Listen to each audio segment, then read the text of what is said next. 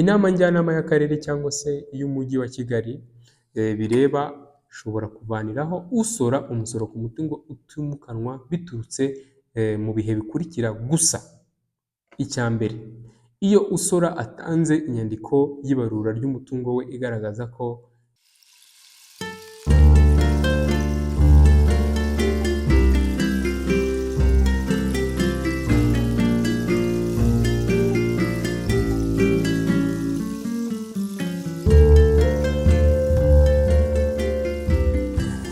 Mwiriwe, reka nongere mbashimire mwe mwahisemo kubana natwe kuri YouTube channel Amategeko muri Sosiyete. Nk'uko mumaze kubimenyera njye ubahereza ibiganiro by'amategeko, amazina y'Icyubahiro Francois nkaba ndi umunyamategeko, nkaba bahereza ibiganiro by'amategeko ndetse mbafasha guhugurwa kugira ngo abaturage mumenye amategeko y'u Rwanda, kugira ngo igihe cyose uhuye n'ikibazo umenye uko wabigenza cyangwa wirinde kuba wagwa mu bibazo. Nkaba basaba gukora subscribe niba utarayikora kugira ngo ujye ubasha kubona ibiganiro byacu ndetse ubibone mu wa mbere, kugira ngo nanone nuramuka ugize ikibazo kijyanye n'amategeko bikorohere kuba wambona, kuko icyo gihe uzaba warakoze subscribe. Reka nizere ko wamaze gukora subscribe. Uyu munsi nabateguriye topic nziza cyane aho ivuga ku misoro, nk'uko nabisabwe n'umwe mu bakurikira ibiganiro byacu, aho yambwiye ko kugeza n'ubu ngubu atarasobanukirwa uburyo Rwanda Revenue Authority ikoramo cyangwa se ikigo cy'imisoro gikoramo, aho muri iki kiganiro turi buze kureba ndetse twaza kwifashisha itegeko nomero 48/2023 ryo kuwa 5/9/2023 rigena inkomoko y'imari y'umutungo n'inzego z'imitegekere y'igihugu zegerejwe abaturage, n'itegeko nomero 27 ryo kuwa 20/10/2022 rishyiraho imisoro ku musaruro. Reka noneho twongere dusubire mu kanya babwira uburyo bworoshye buteganywa n'amategeko bwo gutangamo imisoro. Nicyo iki kiganiro kiri buze kuvuga.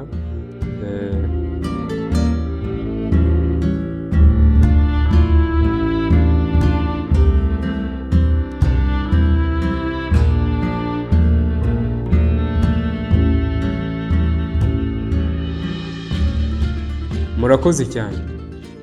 Reka noneho tuganire kuri topic cyangwa se ku kiganiro cyacu cy'uyu munsi ivuga ku buryo bworoshye buteganywa n'amategeko bwo gutangamo imisoro, ndetse turebe n'uburyo nyine bushobora gutuma ukurirwaho kwishyura imisoro ku mutungo utimukanwa.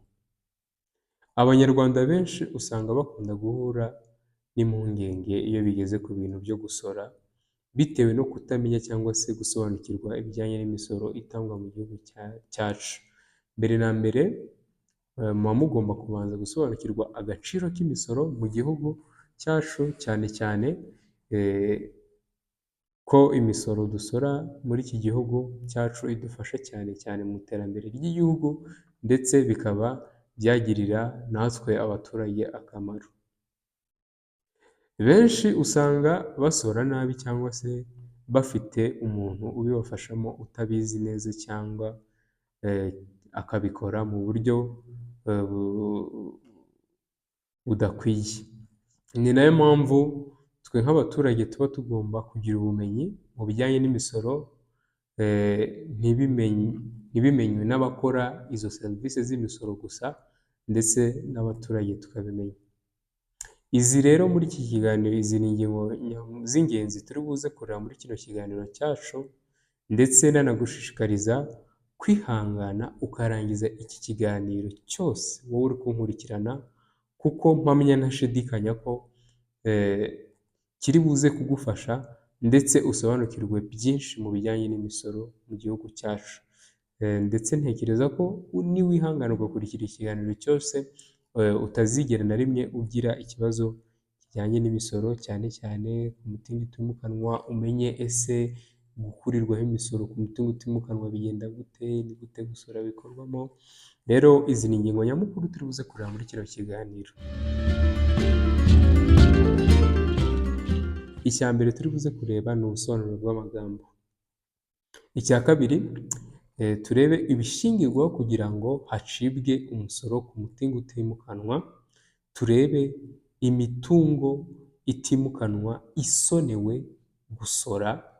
Turebe igihe cy'igera ry'agaciro ku mutungo utimukanwa, ndetse turebe igipimo cy'umusoro ku mutungo utimukanwa, ndetse turebe igihe imenyekanisha ry'umusoro ku mutungo utimukanwa rikorwa n'usora rimara, ndetse turebe uko isoreshwa ry'usora waburiwe irengero rikorwamo, ndetse turebe itariki n'igihe by'iyishyurwa ry'umusoro ku mutungo utimukanwa bikorerwaho.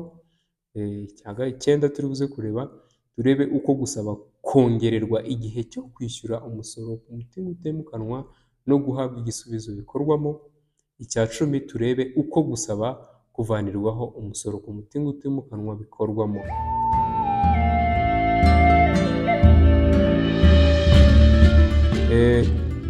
Ku bijyanye n'umusoro, ntekereza ko atari ikintu ushobora kuvuga umunsi umwe, gusa tuzakora ibiganiro nka bitatu bivuga ku misoro, bisobanura uburyo umusoro ubarwamo ndetse n'uburyo utangwamo. Iyi ngingo y'imisoro ni nini cyane, ntabwo twayivuga umunsi umwe gusa ngo tuyirangize.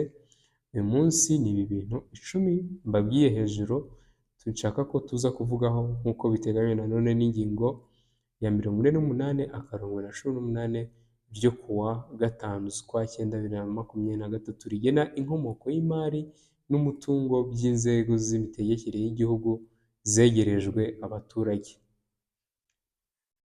Mu gutangira, reka tubanze turebe ese ni bande barebwa n'umusoro ku mutungo utimukanwa, nk'uko biteganywa nanone n'ingingo ya 6 y'iri tegeko.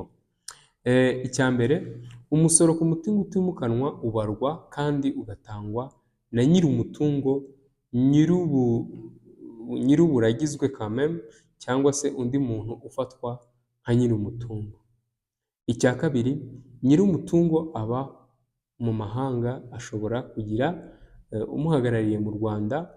Uwo umuhagarariye agomba kuzuza inshingano yo gutanga umusoro. Iri tegeko risaba nyir'umutungo kudahagararirwa neza, bifatwa nk'aho bikozwe na nyir'ubwite.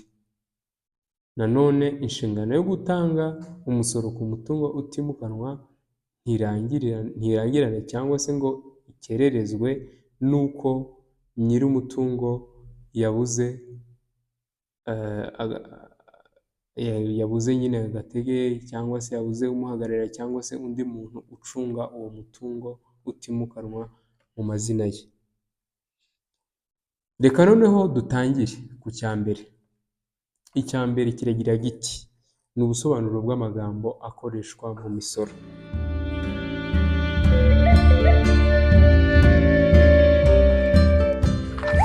Noneho reka duhere ku cyo bita agaciro ku misoro. Agaciro ku isoko. Agaciro ku isoko bivuga amafaranga umutungo wagurishwa uramutse ushyizwe ku isoko ku munsi runaka. Icya kabiri, igikorwa cy'ubucuruzi giciriritse. Bivuga igikorwa cy'ubucuruzi kibyara amafaranga y'ibyacuruje hagati ya miliyoni 12 n'ifaranga rimwe na miliyoni 20 kuri buri gihe cy'umusoro. Ikindi rero cya gatatu, igikorwa cy'ubucuruzi gito. Ese itegeko rivuga ko ari iki? Igikorwa cy'ubucuruzi gito bivuga igikorwa cy'ubucuruzi kibyara amafaranga y'ibyacuruje angana cyangwa ari munsi ya miliyoni 12 kuri buri gihe cy'umusoro. Ikindi kintu cya kane, umusoro ku nyungu z'ubukode. Bivuga iki? Umusoro ku nyungu z'ubukode bivuga umusoro ucibwa ku musaruro ukomoka ku bukode bw'umutungo utimukanwa. Ikindi cya gatanu ari nacyo cya nyuma, umusoro w'ipatanti. bivuga umusoro ucibwa ku bikorwa by'ubucuruzi bikorerwa mu mbago z'inzego z'imitegekere y'igihugu zegerejwe abaturage. Reka noneho turebe ikindi kintu cya kabiri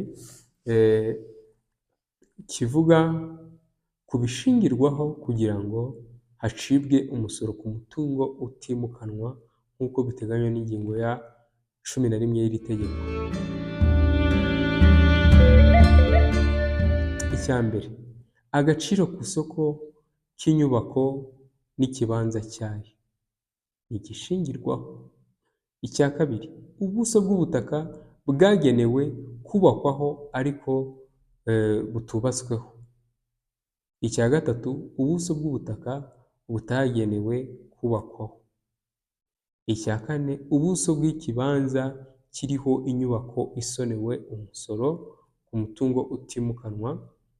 Mu gusoza, icyakora iyo umutungo utimukanwa ugizwe n'ikibanza, inyubako n'ibindi bintu biyongerera agaciro, umusoro ku mutungo utimukanwa ucibwa ku gaciro ku isoko k'inyubako n'ikibanza cyayo iyo byombi bisoreshwa.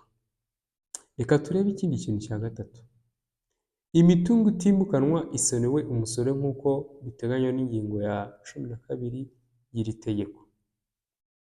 Tugiye kureba imitungo itimukanwa isonewe umusoro.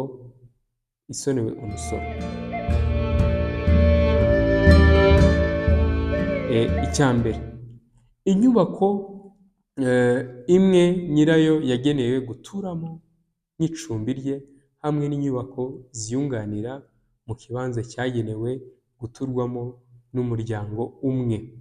Iyo inyubako ikomeza kubarwa nk'icumbi rye niyo yaba abayituyemo ku mpamvu zitandukanye, icyo gihe abasonewe umusoro. Cya kabiri, imitungo itimukanwa yemejwe n'inama njyanama y'akarere cyangwa iy'umujyi wa Kigali nk'iy'abantu batishoboye, icyo gihe ntabwo itanga imisoro. Ikindi cya gatatu, imitungo itimukanwa ya leta, iy'inzego z'imitegekere y'igihugu zegerejwe abaturage n'iy'inzego za leta, keretse iyo mitungo ikorerwamo ibikorwa bigamije kubyara inyungu cyangwa iby'ikodeshwa cyangwa iby'ikodeshagurisha. Ikindi kintu cya kane, imitungo itimukanwa ikunzwe cyangwa se itunzwe na ambasade zihagarariye ibihugu by'amahanga mu Rwanda. Iyo ibyo bihugu bihagarariwe bitanga umusoro ku mutungo utimukanwa wa ambasade y'u Rwanda mu mahanga. Ikindi kintu cya gatanu, ubutaka bukorerwaho ibikorwa by'ubuhinzi, iby'ubworozi cyangwa se iby'amashyamba iyo bufite ubuso bungana cyangwa buri munsi ya hegitari imwe. Ikindi kintu cya gatandatu, ubutaka bugenewe kubakwaho amazu yo guturamo ariko nta bikorwa remezo by'ibanze byashyizweho. Ikindi kintu, ubutaka buriho isaranganyamutungo ku nyubako cyangwa se bwagenewe kubakwaho inyubako ihuriyeho mu buryo bw'isaranganyamutungo. Ikindi kintu noneho cya kabiri, ubusorerwe buvugwa mu gika cya mbere cy'iyi ngingo maze kubabwira, cy'iyi ngingo bureba kandi buri gice cy'umutungo cy'umuntu ku giti cye mu gihe bigize isaranganyamutungo ku nyubako, iyo icyo gice cy'umutungo ari cyo cyangwa se ari ryo cumbi ry'umuryango. Icyakora ibice bihuriweho by'inyubako byo bisonewe umusoro mu buryo busesuye. Reka turebe ikindi kintu cya kane nifuza ko tureba. Igihe cy'igena ry'agaciro k'imitungo itimukanwa nk'uko biteganywa n'ingingo ya 14 y'iri tegeko.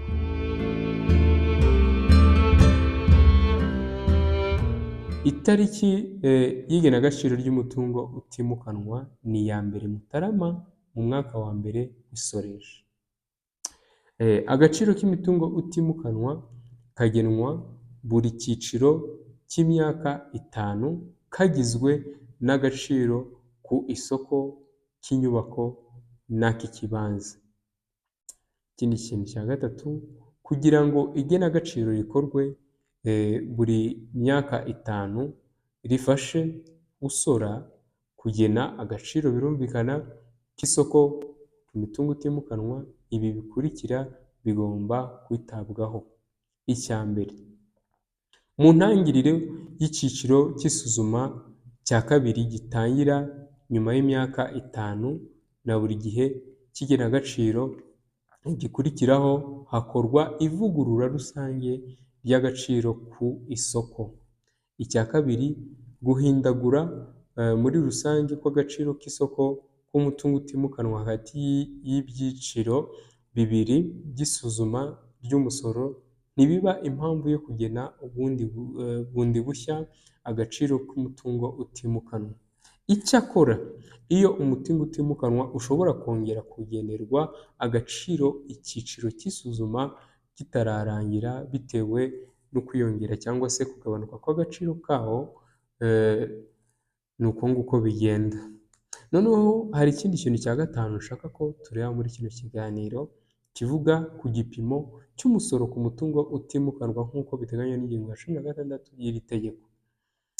Igipimo cy'umusoro ku mutungo utimukanwa gishyizweho ku buryo bukurikira n'iri tegeko. Uburyo bwa mbere, hagati ya 0 n'amafaranga y'u Rwanda 80 kuri metero kare y'ubuso bw'ubutaka. Icya kabiri, hagati ya 0.5% by'agaciro ku isoko cy'inyubako n'ak'ikibanza byagenewe guturwamo. Icya gatatu, 0.3% by'agaciro ku isoko cy'inyubako n'ak'ikibanza byagenewe ubucuruzi. Ikindi kintu, icyakora hari n'ikindi kintu nari nibagiye kubabwira, aho bavuga ko ari 0.1% by'agaciro ku isoko cy'inyubako n'ak'ikibanza byagenewe inganda n'inyubako n'ikibanza bikorwa n'ubucuruzi, bibaho nyine ibikorwa by'ubucuruzi bito n'ibiciriritse. Icyakora ibi bikurikira byitabwaho umwihariko. Icya mbere, ikibanza n'inzu guturamo y'amagorofa 3 bisoreshwa ku gipimo cya 0.25% by'agaciro kabyo ku isoko.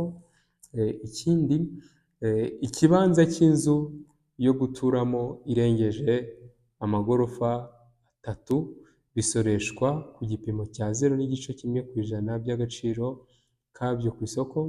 Ikindi kintu, mu kugena agaciro gasoreshwa ku nzu y'ubucuruzi cyangwa se uruganda, imashini n'ibindi byuma bifunzwe ku nyubako ntibibarwa. Reka turebe ikindi kintu cya gatatu kivuga aho iteka rya Minisitiri ufite imisoro mu nshingano rigena igipimo fatizo n'ibindi bikurikizwa n'inama njyanama y'akarere y'umujyi wa Kigali n'umujyi wa Kigali gushyiraho igipimo cy'umusoro kivugwa mu gace k'iyi ngingo. Iteka rya Minisitiri rirabiteganya. Ikindi kintu cya gatatu ni igihe, ikindi kintu cya gatandatu dushaka ko tureba ni igihe cy'imenyekanisha ry'umusoro ku mutungo utimukanwa rikorwa n'usora, igihe icyo gihe rimara nk'uko biteganywa n'ingingo ya 18 y'iri tegeko. Icya mbere, bitarenze tariki ya 31 Ukuboza k'umwaka uhwanye n'igihe cya mbere cy'isoresha, usora ashyikiriza urwego rusoresha imenyekanisha rye ry'umusoro ku mutungo utimukanwa. Ikindi kintu cya kabiri, imenyekanisha rishya ry'umusoro ku mutungo utimukanwa rikorwa bitarenze tariki 31 Ukuboza ku mwaka wa nyuma wa buri cyiciro cy'igenwa ry'umusoro. Ikindi kintu cya karindwi kivuga uko usoreshwa cyangwa se uko isoreshwa ry'usora waburiwe irengero rikorwamo nk'uko biteganywa n'ingingo ya 23 y'iri tegeko. Iyo nyir'umutungo yaburiwe irengero kandi akaba yaragiye adasize umuhagararira, inyandiko zimusaba gutanga umusoro ku mutungo utimukanwa zinyuzwa mu iposita n'ubundi buryo bwose bw'itumanaho bw'ikoranabuhanga rikoherezwa aho yari asanzwe abarizwa kandi zikamanikwa nibura mu gihe cy'amezi 3 ku biro by'umuyobozi w'akarere, umurenge n'akagari umutungo we ubarizwaho. Ikindi kintu cya 8 nshaka ko tureba ni itariki n'igihe byishyurirwaho umusoro ku mutungo utimukanwa nk'uko biteganywa n'ingingo ya 22 y'iri tegeko. Ese ni iyihe tariki? Rero umusoro ku mutungo utimukanwa wishyurwa n'urwego rusoresha bitarenze tariki 31 Ukuboza ku mwaka uhwanye n'igihe cy'isoresha. Cya kabiri, haseguriwe n'ibiteganya n'ingingo ya 16 na 17 y'iri tegeko, igihe cyose hatarabaho ivugururwa rusange ry'umusoro cyangwa se nta nyandiko igena umusoro mushya utanzwe n'urwego rusoresha. Umusoro ku mutungo utimukanwa utangwa n'usora buri mwaka. Nyine umusoro ku mutungo utimukanwa utangwa n'usora buri mwaka ukomeza kuba umwe mu bihe by'imyaka 5 by'umusoro bikurikirana. Ikindi kintu cya 9, uko gusaba kongererwa igihe cyo kwishyura umusoro ku mutungo utimukanwa no guhabwa igisubizo bikorwa nk'uko biteganywa n'ingingo ya 24 y'iri tegeko. Ushobora kubona utabashije guhita utanga umusoro ako kanya, rero itegeko rikwemerera kuba wasaba kongererwa igihe cyo kwishyura umusoro. Usora wifuza kongererwa igihe cyo kwishyura umusoro ku mutungo utimukanwa agomba kwandikira urwego rusoresha nibura hasigaye iminsi 60 ngo itariki ntarengwa yo kwishyura umusoro igere. Ikindi kintu, nyuma y'uko urwego rusoresha rwakiriye ibaruwa isaba kongererwa igihe cyo kwishyura umusoro ku mutungo utimukanwa, rugomba kuba rwatanze igisubizo nibura hasigaye iminsi 30 ngo itariki ntarengwa yo kwishyura umusoro igere. Iyo habaye igenwa ry'umusoro mushya, usora wifuza kongererwa igihe cyo kwishyura umusoro ku mutungo utimukanwa agomba kwandika abisaba mu gihe kitarenze ukwezi kumwe kubarwa uhereye igihe aboneye inyandiko igena umusoro. Muri icyo gihe urwego rusoresha rugomba kuba rwatanze igisubizo mu gihe kitarenze iminsi 30 ibarwa uhereye igihe rwaboneye iyo baruwa. Ikindi kintu cya 4, iyo urwego rusoresha rutemeye kongera igihe cyo kwishyura umusoro ku mutungo utimukanwa cyasabwe hakurikijwe ibivugwa n'igika cya 3 cy'ingingo, igihe cyo kwishyura umusoro ku mutungo utimukanwa cyagenewe n'inyandiko igena umusoro gikomeza kwitabwaho. Ikindi kintu cya nyuma, iyo urwego rusoresha rudatanze igisubizo mu bihe bivugwa mu gika cya 2 n'icya 3 cy'ingingo nk'uko maze kubivuga, icyasabwe gifatwa nk'aho cyemewe. Iyo nyine bataguhaye igisubizo, icyo wasabye itegeko rivuga ko gifatwa nk'aho cyemewe. Aho nanone ingingo ya 25 y'iri tegeko ihita ivuga ko iyo usora adafite ubushobozi bw'igihe gito bwo kwishyura umusoro ku mutungo utimukanwa mu gihe cyagenwe biturutse ku mpamvu zihariye, urwego rusoreshwa rubisabwe n'usora cyangwa se n'umuhagarariye mu buryo bukurikije amategeko, rushobora kongera igihe cyo kwishyura umusoro kugera ku mezi 6 kandi nta hazabu yiyongereyeho. Icyo gihe inyungu itangwa nk'uko biteganya n'iri tegeko. Nyine birumvikana, inyungu itangwa nk'uko biteganya n'iri tegeko. Usora wongerewe igihe cyo kwishyura umusoro ku mutungo utimukanwa abisabye mu nyandiko ashobora kwemererwa kwishyura umusoro ku mutungo utimukanwa bitarenze amezi 6.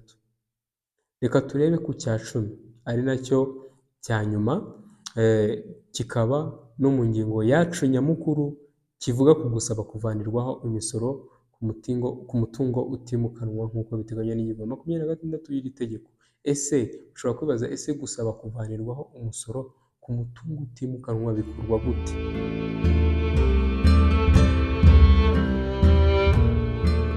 Inama njyanama y'akarere cyangwa se iy'umujyi wa Kigali bireba ishobora kuvaniraho usora umusoro ku mutungo utimukanwa biturutse mu bihe bikurikira gusa. Icya mbere, iyo usora atanze inyandiko y'ibarura ry'umutungo we igaragaza ko yazahajwe n'imyenda ku buryo yagurisha umutungo nyine ku buryo aramutse agurishije uwo mutungo asigaranye mu cyamunara ntacyo byatanga kugira ngo asore, icyo gihe bashobora kugukoreraho imisoro. Iyo usora agaragaje ko adafite ubushobozi bwo kwishyura umusoro ku mutungo utimukanwa, icyo gihe ashobora gukurirwaho umusoro. Usaba kuvanirwaho umusoro ku mutungo utimukanwa yandikira urwego rusoresha. Iyo urwego rusanze icyifuzo cy'usora gifite ishingiro, rukorera raporo urwego rw'imitegekere y'igihugu rwegereje abaturage bireba, nabwo rukabishyikiriza inama njyanama y'akarere cyangwa iy'umujyi wa Kigali kugira ngo ibifateho icyemezo. Ikindi kintu cya gatatu, gusiba umusoro ku mutungo utimukanwa ntibikorwa k'usora wagaragaweho kunyereza imisoro.